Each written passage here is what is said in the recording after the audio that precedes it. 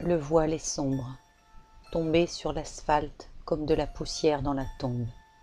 Les rues sont solitaires, pleines de néons, lumière d'hémoglobine sur les cendres d'une humanité dépouillée, déshabillée de sa trame.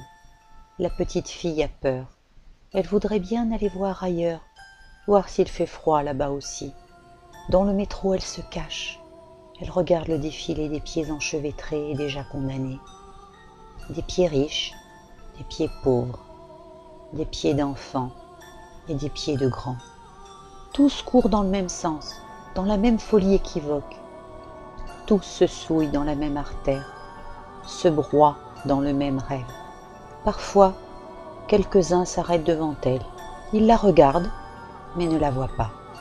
Le monde est devenu transparent. Les yeux dans le vague, et vague à l'âme, petits robots de chair, recyclés et jamais usés.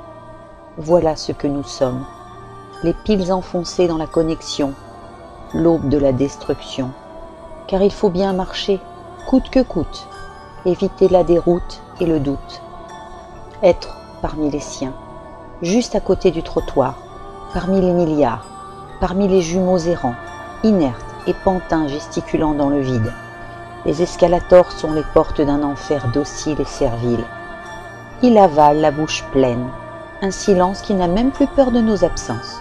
Oui, le métro est un passage souterrain multiculturel, un tunnel creusé pour animaux fatigués de n'être jamais qu'une moitié consumée sur les rêves élimés d'un monde entier. Toile d'araignée qui nous attrape, les uns après les autres, pauvres zombies, tombés dans l'amère artère. On passe, on trépasse sur la toile qui file dans le noir, fils invisibles accrochés dans le cerveau, coagulés dans un temps éphémère, si près et si loin du quai. Alors la petite fille fermera les yeux. De tout ça, elle n'en voudra plus. Oui, juste fermer les yeux sur les humanoïdes fratricides qui s'égarent dans la station. La petite fille s'enfuit dans un dédale infernal. Elle cherche juste quelqu'un qui pourrait la ranimer, qui pourrait lui tendre la main, lui montrer le chemin. Alors, elle s'approche du mécanisme et ses bottes noires grimpent sur l'engin. Un peu perdue, elle se blottit contre le mur. Elle voudrait tant appeler au secours, mais elle sait que personne ne l'entend. Ses lèvres rouges tremblent de ne pouvoir s'ouvrir. Elles ne sont que le temps muet d'une époque révulsée. Alors elle crie de plus en plus fort. Elle crie pour se sentir encore un peu en vie. Elle crie à travers le mur pour soigner ses blessures.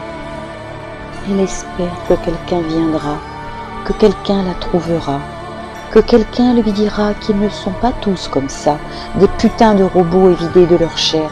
Oui, il sera là, tout contre elle. Il lui murmurera des mots doux à l'oreille et ne se réveillera pas, jamais plus. La petite fille attend, les escalators mâchent la gueule grande ouverte.